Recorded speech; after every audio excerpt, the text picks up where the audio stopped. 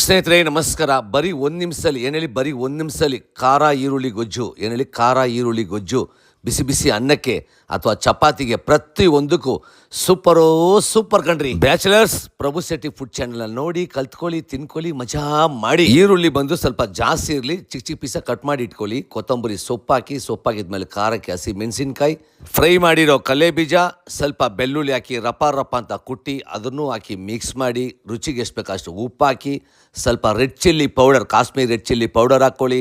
ಅದೇ ಥರ ಸ್ವಲ್ಪ ಧನಿಯಾ ಪುಡಿ, ಸ್ವಲ್ಪ ಅರಿಶಿನ, ಸ್ವಲ್ಪ ಗರಂ ಮಸಾಲ ಅಷ್ಟು ಹಾಕಿದ್ಮೇಲೆ ಸ್ವಲ್ಪ ಬಿಳಿ ಎಳ್ಳು ರಪ ಅಂತ ಮಿಕ್ಸ್ ಮಾಡಿ, ಬಿಸಿ ಕಾಯುವ ಬಾಣಲಿಯಲ್ಲಿ 4 ಸ್ಪೂನ್ ಎಣ್ಣೆ, ಸ್ವಲ್ಪ ಸಾಸಿವೆ, ಸ್ವಲ್ಪ ಕರಿಬೇವು ಅಷ್ಟು ಹಾಕಿ ಮಿಕ್ಸ್ ಮಾಡಿ, ಸ್ವಲ್ಪ ನಿಂಬೆಹಣ್ಣು ರಸ ಬಿಟ್ಟು ರಪ ಅಂತ ಮಿಕ್ಸ್ ಮಾಡಿ ಬಿಸಿ ಅನ್ನ ಚಪಾತಿ ತಿಂದರೆ ಸ್ವರ್ಗ ಕಣ್ರಿ, ಸ್ವರ್ಗ.